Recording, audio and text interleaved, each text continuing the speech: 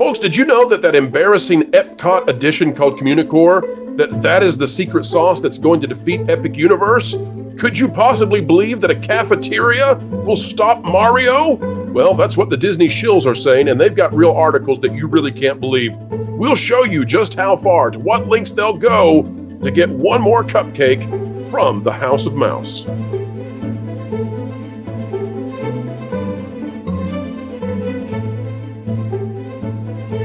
Hello folks, welcome back to the channel that is explaining entertainment, keeping you ahead of the culture curve, one truthful video at a time. And joining us today is Marvin, the movie monster. Marvin, welcome back, sir. Hey, how are you doing? Well, I'm exhausted after being forced to sit through the Acolyte last night, but you know what? Here we are, and we're covering more content. Folks, as we get ready to dive into this video, I just want to say a huge thank you again for all of your tremendous support for Vacation Radio at Vacation Radio. It is now over 1,000 subscribers. Tons of people tuning in every day to listen to it. It's our all brand new, all original music radio station. And we are thrilled with your support. And we're looking forward to that doing better and better. If you're not yet subscribed, do so. Because gosh, oh gosh, do we need good content. Let me show you what they're praising out there in the corporate shill press.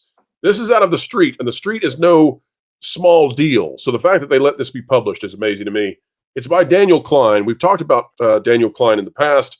We're not trying to be mean, folks. We can't believe some of this stuff.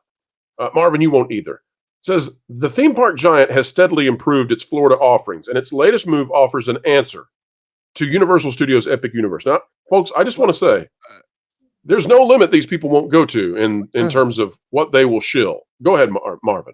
Unless they built a fifth theme park in the last couple of weeks that I don't know about, I don't think they have an answer to Epic Universe. This pushes the limit of where we thought Shilling could go. You can blame Harry Potter for Walt Disney spending the last 14 years heavily investing in improving its Florida theme parks. I mean, okay, I don't want to blame them. I want to congratulate them. Yeah, but you know what? I don't think the Wizarding World of Harry Potter is that great to begin with. I don't think it really ever made Disney sweat. But I think what they're doing now is going to make them sweat. But whatever. Yes, Universal Studios had better roller coasters and more thrills in general, but it was widely seen as an add-on to a trip to Disney World. No. People would stay the week on Disney property and maybe venture over to Universal Studios as a side trip. No, it has hotels. It has City Walk. It has three theme parks. It's generally the more popular among Florida residents. The two Wizarding World lands would have changed that perception had Walt Disney been complacent. That, however, is not what happened, as the arrival of the boy wizard forced the Mouse House to examine its own faults. Magic Kingdom arguably needed the least when it came to changes. I want whatever this person has. Wow, the least? I mean, this is some kind of special. But the company had to address the perception that Animal Kingdom and Hollywood Studios, the perception. Hollywood Studios were half-day parks. I'm sorry, Hollywood Studios has a grand total of like 12 rides, and often they're down. Yeah. Animal Kingdom is not much better. I'm the perception. And Animal Kingdom used to close at like 5 p.m. Which would suggest it's a half-day park. The company also added the Tron Light Cycle Run roller coaster at Magic Kingdom to give that park a true thrill ride, which lasts all of 57 seconds. What a letdown! What a letdown that ride is. Oh I could not, and it's filthy. The inside is filthy. I can't. Well, we won't go into why it's terrible. Again, we've done it before. The remodel has been finished. Talking about Epcot, and it takes a park that had lost its way and given it a clear mission. That's especially important now that Universal Studios is preparing its latest attempt to woo week-long visitors, Epic Universe, which opens in 2025. I'm sorry, Epcot was your example of a park that didn't have a clear vision? If any of them had a clear vision, it was Epcot. A love of humanity and an embracing of the future. That was it. Yeah. Talks about the 4 festivals, which have been there forever. But here's what it says. This is going to stop Epic Universe, Marvin. I just want you to see, because folks, this is a lesson for everyone, how far they'll go to say things like there's no limit. It says the multi-year reimagining of Epcot has included improving its ride offerings from Remy's Ratatouille to Guardians of the Galaxy to Journey of Water Splash Pad that doesn't work. Epcot's renovation became complete, however, when Disney unveiled Communicore Hall, a new flexible space at the center of the park. It may seem like a modest addition, but the ever-changing nature of the space complements the park's festival model. Take a moment Oh, to enjoy the offerings at this comfortable retreat designed to celebrate the architectural legacy of Epcot. Communicore Hall features a facade of geodesic triangles expressed in innovative materials and configurations, bringing energy and dynamism to the entire area throughout the day and into the night. The company shared they had no public release. I'm surprised. I'm surprised that only that paragraph is in quotes because this entire thing seems to be written by Disney's PR team. I don't even think Disney would do this. I think it's too embarrassing. This is from Blog Mickey, just so what people understand. Communicore Hall is embarrassing. This is the same site, Marvin, that told us that that Tiana's Bayou Adventure is a necessary downgrade. I mean, they'll say anything. Yeah. But even they won't go as far as the street with Daniel Klein. This is what we were supposed to be getting at Epcot, okay? This is what was supposed to go in that area. A multi-tiered Archon-looking object, like it came out of SimCity, that was going to be, have forest on the top of it and a place to view 360 and, just utterly beautiful pillars surrounded with mirrors. Yeah, like the Jetsons should be going there, it looks like. Exactly. This is what you got, Marvin. It's an empty airport lounge. It's a cafeteria. We have heard people say, "Oh, the lights kind of look at different colors, so it's a callback to the Rainbow Tunnel from Imagination Pavilion." No, it's a cafeteria. It's a cafeteria. And folks, if you wonder how far the shills will go, there's no better example of this than the article by Daniel Klein, Out of the Street. Disney World solves its biggest theme park problem. This will stop Epic Universe. A freaking empty cafeteria that has no food. The food court at the Florida Mall is more magical than this. That's going to stop Epic Universe, Marvin. This should be a masterclass study in what they will say. What they will. There's nothing that they will not say. There's no level of logic or reality that they will not break in order to put out a puff piece for Disney. This will stop Epic Universe. This Communicore, an empty cafeteria food court, an entire article out of a legacy media site with no small amount of traffic telling you that this is going to stop people from going to see Mario and from going to do another Harry Potter experience, from going to the largest upcoming theme park in North America. This empty cafeteria with sparsely provided generic tables and chairs. That's going to do it. Marvin, help me make sense of this, please. I mean, look, I would say Disney is probably the company out there that gives the most to the shill media for shilling for it. So that's why they bend over backwards for it. I mean, you're seeing podcasters being given free cruises. They're giving them so much to say these things. And so there is nothing they won't say. Because at the end of the day, it's not about informing you. It is about enriching their own lives. And here's the other thing, Marvin. So I want people to understand how this kind of works, the game, okay? And I'm not suggesting that Daniel Klein receives anything. I have no idea. I have no special knowledge of that. And we're not trying to be mean to Daniel Klein, and we're not trying to be disparaging. We're just trying to show you folks what happens here. So Marvin, I was watching coverage of Tiana's Bayou Adventure, and we know that Disney was giving out $400 swag bags for the media that were going to ride Tiana's. Okay.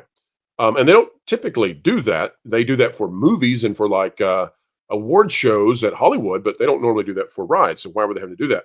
And then I realized too, that not only was Disney doing that, but for the channels, the YouTube channels that were being invited to partake in this, Disney was also giving them access to Imagineers for interviews.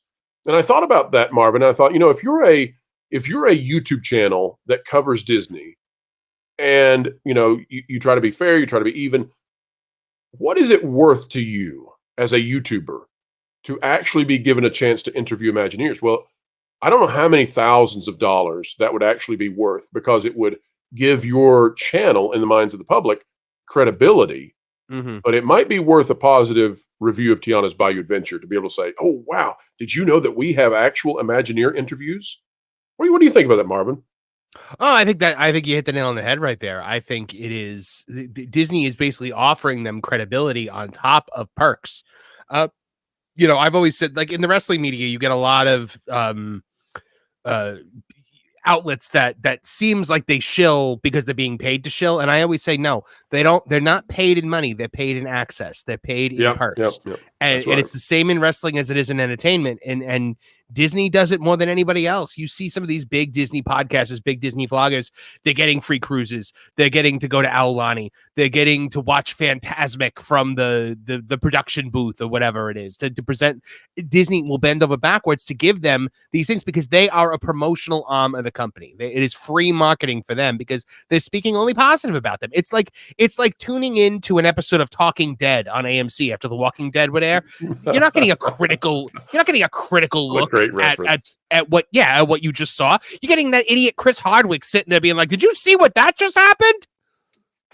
Well, I'll tell you this, Marvin. So there's a problem here for them, and they're beginning to realize it, and that is you can only shill so much, even if Disney gives you all this stuff, before your audience no longer considers you to be credible, and then you're no longer an authoritative source on the content you're covering. So, the first time I saw this really happen was with the Galactic Star Cruiser. Some of these YouTubers, some of these sites bent over backwards to defend it and to talk about how revolutionary it was, and they lost huge portions of their audience. Oh, yeah. I think the same thing has happened with Tiana's. I think it's going to happen with Epcot. I think that they are selling their souls to get a cupcake, and that's not a worthy transaction for them, I would say. So I'm not going to critique them too hard because they're giving us a completely open runway. Folks, we don't want the darn cupcakes. You can keep your spirited beverages named after us at Epcot. We don't want them. We're not going to get them. It's written right onto thatparkplace.com. We don't accept quid pro quos. We don't watch movies early. We don't do any of that stuff. We won't do that stuff because we don't want to give the appearance that you can influence us. We won't even give the appearance of it. And thank you to the YouTubers and the sites out there that are saying that empty cafeterias will stop Epic Universe because people know where to go to find out what's really going on. Marvin, the same is true on your channel. Tell the folks out there what they can find on your slice of this great, big, beautiful web.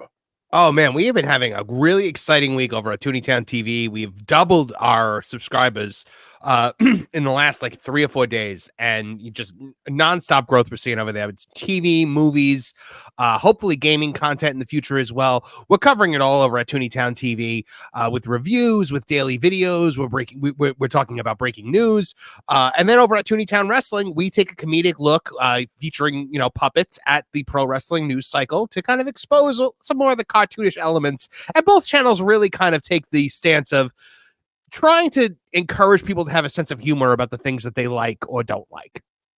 Now, Marvin, I've heard that Jake Paul and Mike Tyson are going to have a battle soon. It's going to be a big media event. And folks have been asking if you might be doing the same. Any chance we might get a Wilton versus Marvin battle royale sometime? Maybe get in the cage with him? Look, you know what? I will say one thing. There have been talks of a Wilton versus Marvin battle royal in Fortnite, where I might be backed up by my friend Jonas Campbell of That Park Place, and we might take to the digital space to finally settle this once and for all. Look out, Wilton! They're coming and they're bringing their chug jugs for you, and you don't get a sip, not even a little bit. All right, folks, it's time for us to wrap this video, but we wanted to show you just how far the media will go. And if you agree with Daniel Klein, that's fine. Let us know down in the comments below. Whose side do you think is right on this? Do you think that we're being harsh and mean and what all you might think about us? Or do you think that Daniel Klein is way out of line? This is where subjective opinion comes in. We've been expressing our subjective opinion. We wish Daniel Klein and the street all the absolute very best. We just don't agree with the opinion here and wanted to show it. Let us know what you think, folks. And again, a huge thank you for your support for Vacation Radio at Vacation Radio on YouTube. Once we hit a certain amount of criteria, YouTube will explode that channel, and radio stations work a little bit differently than the typical YouTube channel, and you all are making it so that that's going to happen. We're just over the moon appreciative for everything you do. Folks, it's time for us to head out. We'll see you real soon. In the meantime, keep learning, keep growing, and you know it, keep having fun. Yeah, I am so excited for Independence Day. You can taste the liberty and drink in all that 4th of July freedom. Why? You're not an American, and you don't live in America. Not to mention, you're a troll, and they're from Norway. Wait, you're saying that trolls can't have the spirit of America? How do you explain Leslie Headland? That'd also be like saying the Acolyte isn't Star Wars. Well, I guess it's not bad to not be American and wish for that kind of freedom. But please, don't compare this situation to the Acolyte and it being Star Wars.